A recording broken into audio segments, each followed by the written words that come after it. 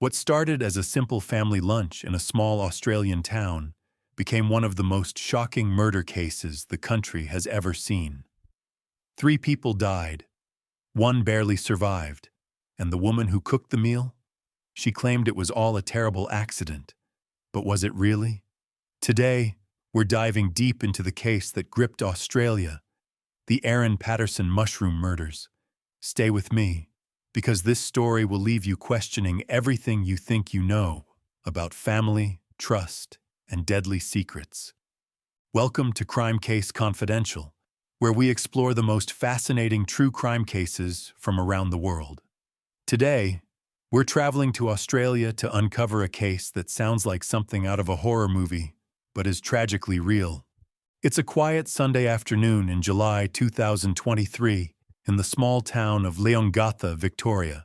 A woman named Erin Patterson invites her former in-laws over for lunch. It should have been a normal family gathering. Instead, by the end of the weekend, 3 people were dead, and one was fighting for his life in the hospital. The cause? Poisonous mushrooms. The question that haunted Australia for months: was this a tragic accident, or was it murder? After a lengthy investigation and trial, we finally have our answer, and it's more chilling than anyone imagined. Before we dive in, make sure to subscribe and hit that notification bell so you never miss our latest cases. If you enjoy deep dives into true crime, you're going to love this one. To understand this shocking case, we need to go back to where it all began. Let's talk about a small town, a broken marriage, and a family that was trying to stay together despite everything falling apart. Leongatha is a tiny town in Victoria, Australia. It's the kind of place where everyone knows everyone else's business. With only about 5,000 people living there, it's surrounded by green hills and dairy farms. The air smells like fresh grass, and life moves slowly. People here are friendly neighbors who wave at each other on the street. It's the last place you'd expect a murder to happen. In this peaceful town lived a woman named Erin Patterson. Erin was born in 1974, making her 49 years old when this story takes place. She seemed like a normal person living a normal life. She had been married to a man named Simon Patterson, and together they had 2 young children. From the outside, they looked like any other family in Leongatha. But here's the thing about families. Sometimes what looks perfect on the outside is actually breaking apart on the inside. Erin and Simon's marriage was in trouble, really big trouble. They had been fighting a lot, and by 2023, they were separated. This means they weren't living together anymore, but they weren't officially divorced yet either. When parents split up, it doesn't just affect them. It affects everyone in the family, including grandparents, aunts, uncles, and cousins. Simon came from a close family. His parents were Don and Gail Patterson, both in their 70s. They had been married for many years and were the kind of grandparents who loved spending time with their grandchildren.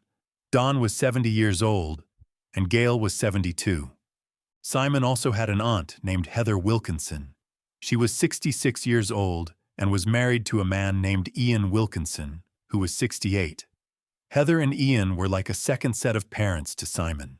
They cared about him deeply and had watched him grow up from a little boy into a man with his own family. Now here's where things get complicated. When a couple separates, the question becomes, what happens to the relationships with the in-laws? These grandparents loved their grandchildren, Erin and Simon's kids. But Erin was no longer really part of the family, since she and Simon were separated. The Patterson family was trying to figure out how to stay connected to the children while dealing with the fact that Erin and Simon's marriage was over. It's a situation that happens in many families, and it's never easy. People have hurt feelings, and sometimes they say things they don't mean. Erin was dealing with a lot of stress. Her marriage was falling apart. She was a single mother taking care of 2 children, and she was trying to figure out what her future would look like. She was also dealing with the complicated situation of her relationship with Simon's family. Were they still her family? Were they now strangers? It was confusing and emotional. The Patterson family, meanwhile, just wanted to keep seeing their grandchildren. Dawn and Gail had been grandparents for years, and these kids were the light of their lives. Heather and Ian felt the same way. They didn't want the problems between Erin and Simon to mean they couldn't see the children anymore.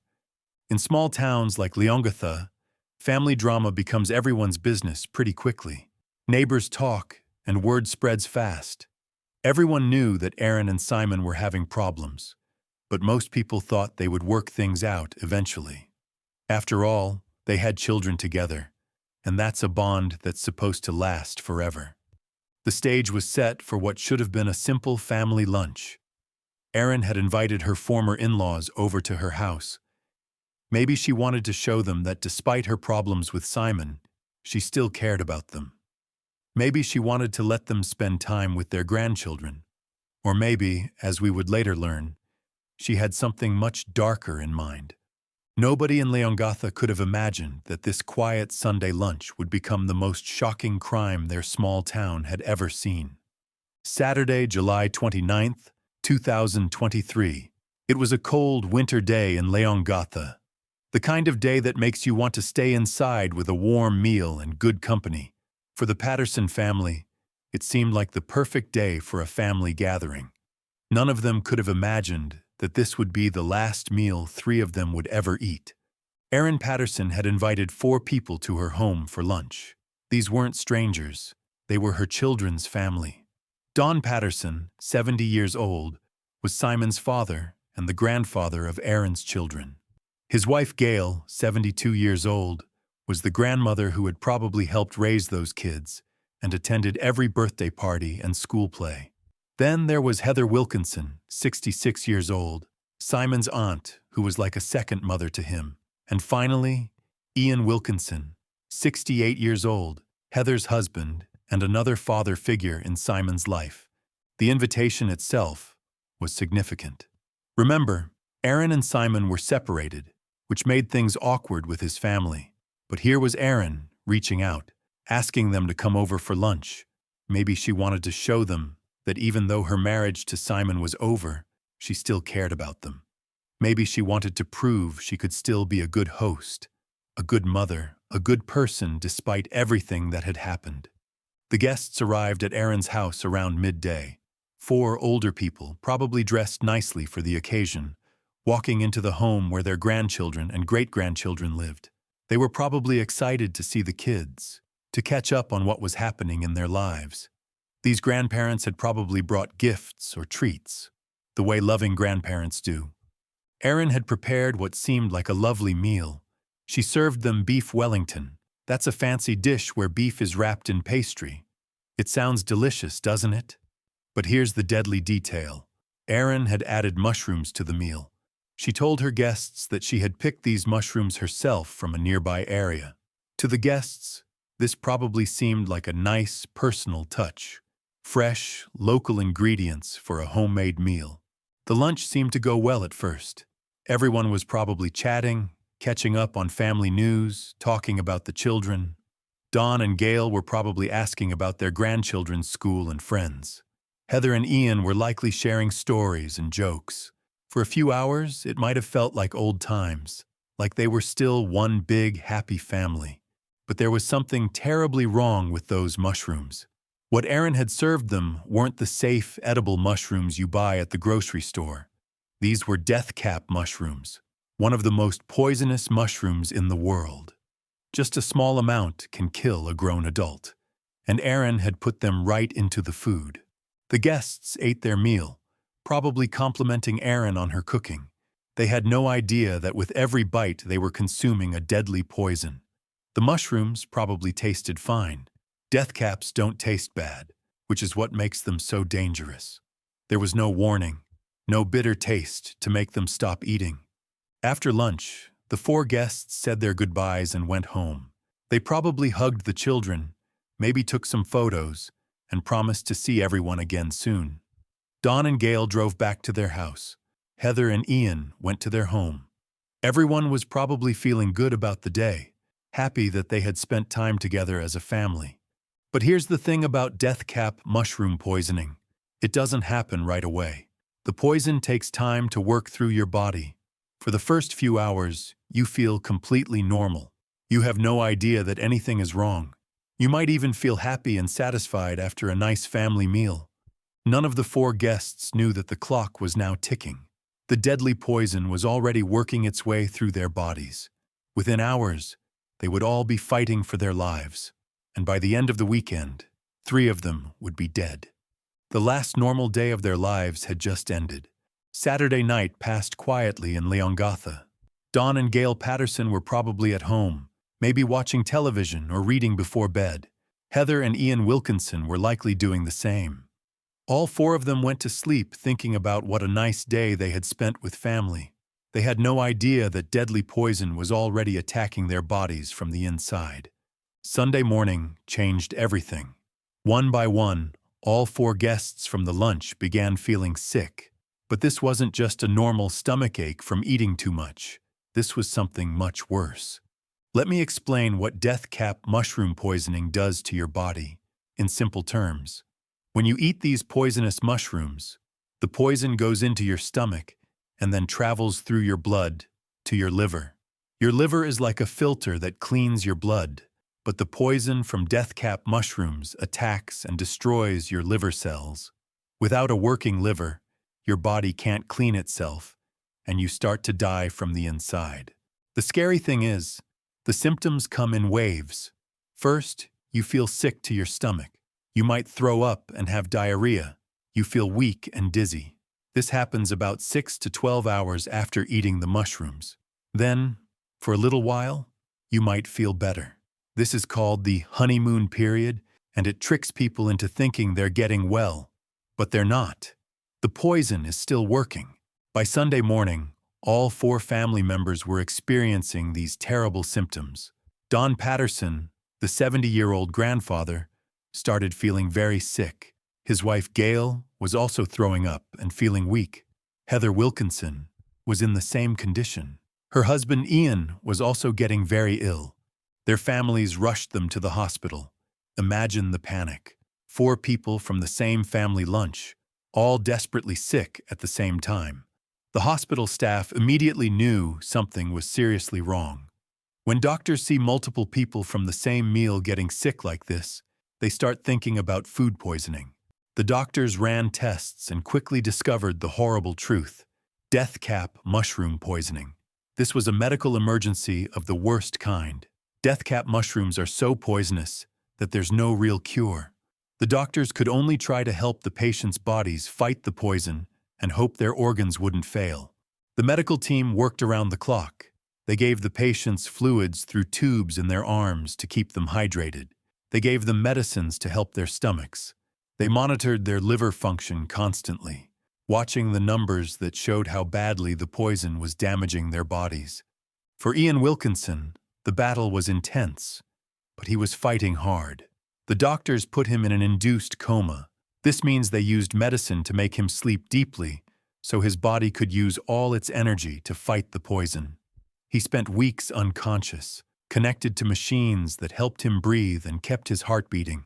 But for the other 3, the poison was winning. Don Patterson's body couldn't fight off the deadly toxins. His liver was failing, and his other organs started shutting down. Despite everything the doctors tried, Don died on Sunday night, just 1 day after the lunch. Gail Patterson, Don's wife of many years, was also losing the battle. The poison had done too much damage to her body. She passed away on Monday, leaving behind children, grandchildren, and a lifetime of memories. Heather Wilkinson held on a little longer. Her family probably thought she might make it, that she might be strong enough to survive, but the death cap poison was too powerful. She died on Tuesday, leaving her husband Ian alone in his fight for life. 3 people were dead. 1 was still fighting. And in the small town of Leongatha, everyone was asking the same question: how did this happen? How did 4 people from the same family lunch end up poisoned by deadly mushrooms? The answer to that question would shock everyone who knew Erin Patterson. When 3 people die from the same meal and a 4th person is fighting for their life, the police have to get involved. This wasn't just a tragic accident anymore. This was a potential crime scene. The Victoria Police launched one of the biggest investigations in the region's history.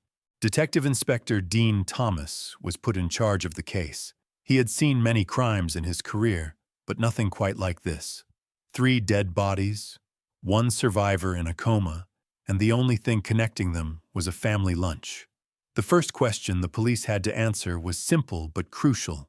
Was this an accident, or did someone do this on purpose? The investigation started at Erin's house. Police officers arrived with search warrants, which means they had legal permission to look through everything. They treated the house like a crime scene, taking photos of every room, every plate, every piece of evidence they could find. In the kitchen, they found the leftover food from the lunch. The investigators carefully collected samples of everything: the beef Wellington, any remaining mushrooms, plates, pots, and pans. They put everything in special bags and sent them to the forensic laboratory. A forensic lab is like a detective's science classroom, where experts use special equipment to find clues that our eyes can't see. The forensic scientists made a shocking discovery. The leftover food contained deathcap mushrooms, the same deadly poison that had killed Dawn, Gail, and Heather. But here's what made the police suspicious. Deathcap mushrooms don't just accidentally end up in your food. You have to pick them, prepare them, and add them to the meal on purpose. The police also found something very interesting in Erin's internet search history. Remember, everything you search for on the internet leaves a trail, like digital footprints. The detectives discovered that Erin had been searching for information about deathcap mushrooms on her computer. She had looked up things like deathcap mushroom symptoms and how long does mushroom poisoning take to kill someone. But the most suspicious searches happened before the lunch.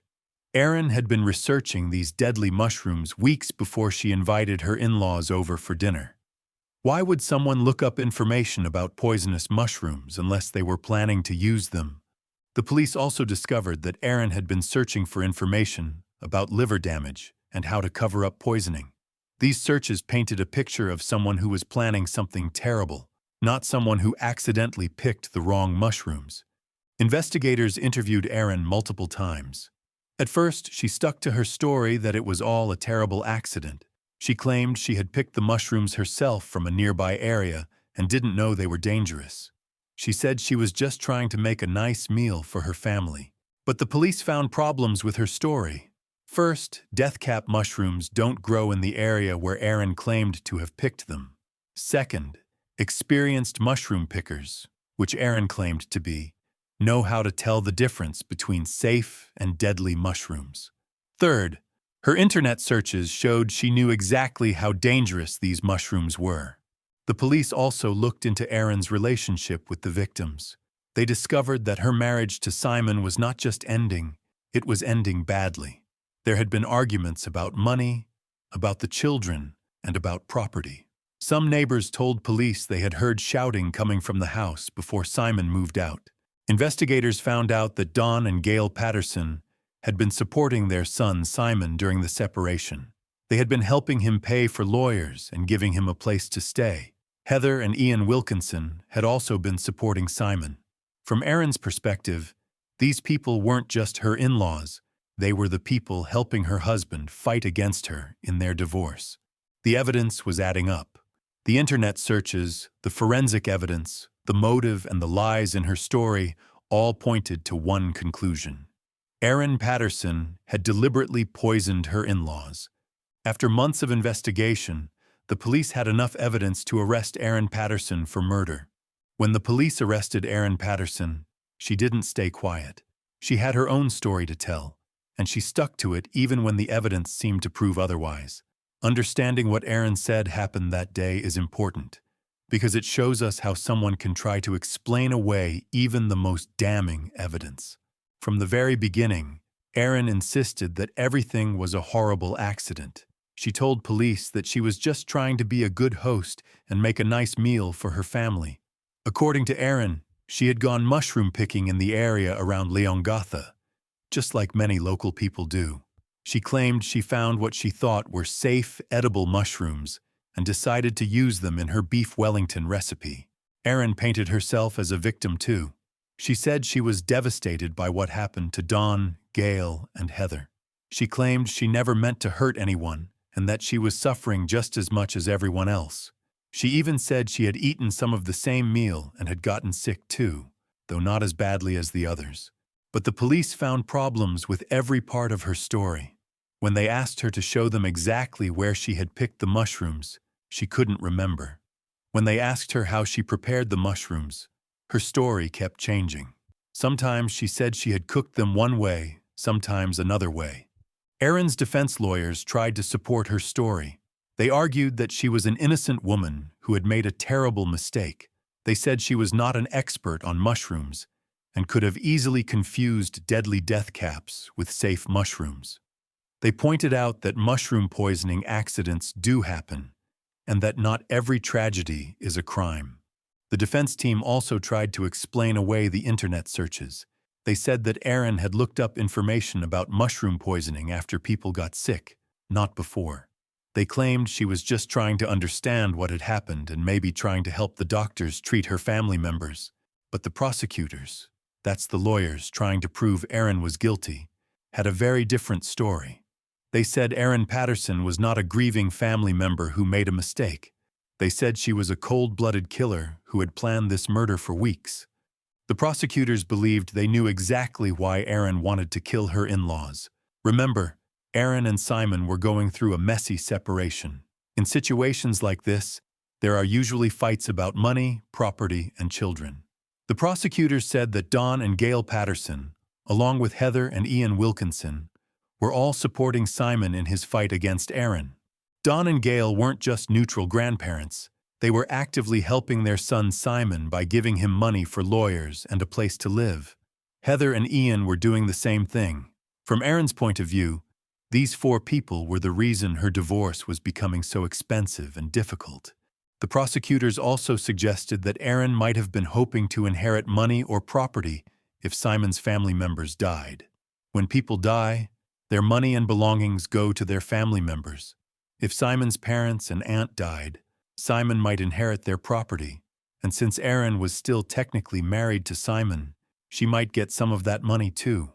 There was another possible motive that prosecutors considered. Maybe Erin thought that if Simon's family members died, he would be so grief-stricken that he would come back to her. Maybe she thought that losing his parents and aunt would make him realize how much he needed her support. The prosecutors painted a picture of a woman who was angry, desperate, and willing to kill to get what she wanted. They said she had carefully planned the murders, researched the poison, and then invited her victims over for what they thought was a peaceful family meal.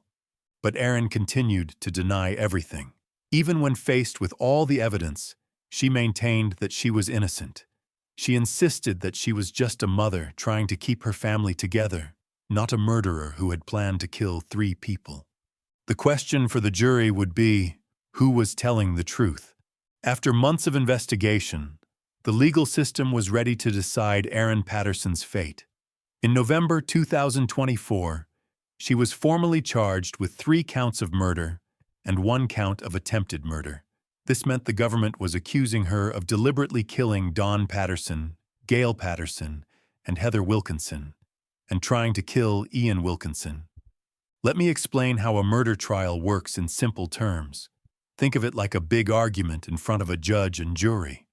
The prosecution, the government's lawyers, have to prove that Erin is guilty beyond a reasonable doubt. That means they have to show the evidence is so strong that there's no reasonable way she could be innocent. The defense lawyers have to protect Erin and show that there's reasonable doubt about her guilt. The trial took place in the Supreme Court of Victoria.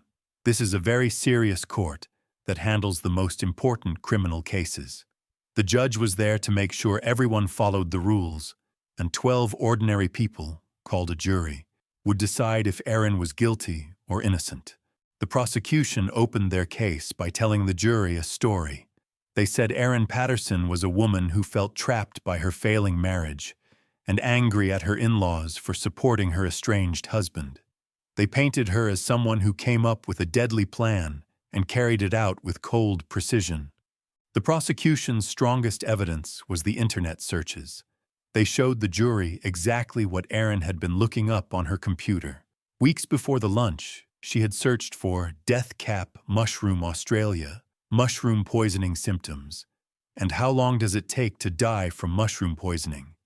These weren't the searches of someone who accidentally picked the wrong mushrooms. These were the searches of someone planning a murder. The forensic evidence was also powerful.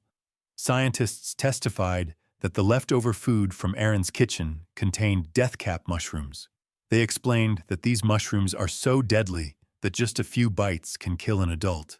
They also testified that death cap mushrooms don't grow naturally in the area where Erin claimed to have picked them.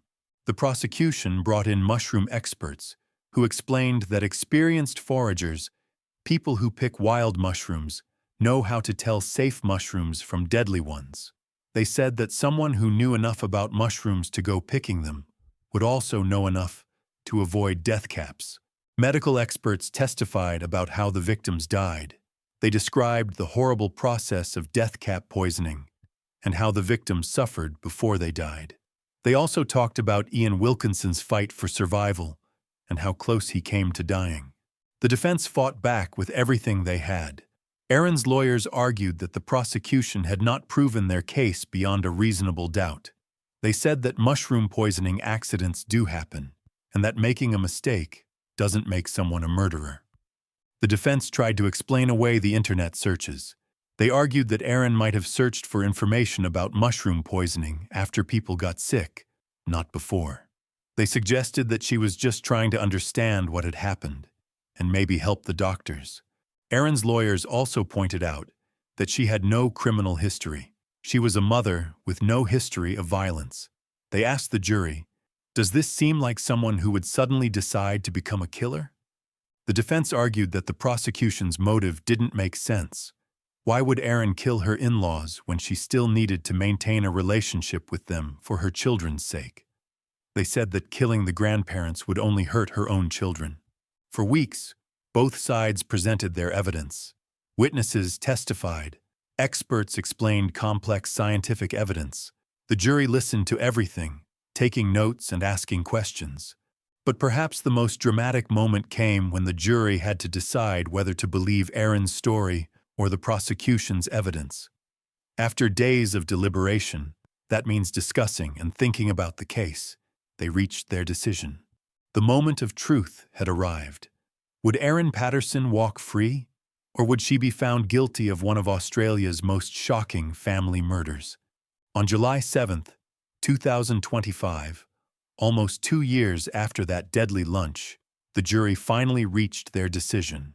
The courtroom was packed with family members, reporters, and curious onlookers. Everyone held their breath as the jury foreman stood up to read the verdict.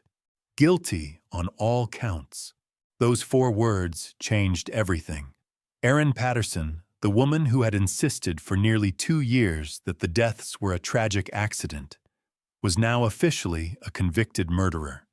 The jury had found her guilty of murdering Don Patterson, Gail Patterson, and Heather Wilkinson, and guilty of attempting to murder Ian Wilkinson. The reaction in the courtroom was immediate and emotional. Family members of the victims cried, some from relief that justice had been served, others from the pain of reliving their loss. Ian Wilkinson, the sole survivor, was present to hear the verdict. After fighting for his life and losing his beloved wife, Heather, he finally had his answer. It wasn't an accident. Someone had deliberately tried to kill him and his family. Erin Patterson showed little emotion as the verdict was read. She sat quietly, staring ahead, as her world collapsed around her. Her children, who had already lost their father figure when their parents separated, were now losing their mother to prison. The judge immediately remanded her in custody, which means she was taken to jail to await sentencing. The news spread quickly through the small town of Leongatha. For a community of only 5,000 people, this case had shaken everyone to their core. Neighbors who had known Erin for years struggled to understand how someone they thought they knew could commit such horrific crimes. Local resident Margaret Chen told reporters, "You just never know who's living next door to you. We all thought she was just a normal mom going through a divorce." The case had shattered the town's sense of safety and trust.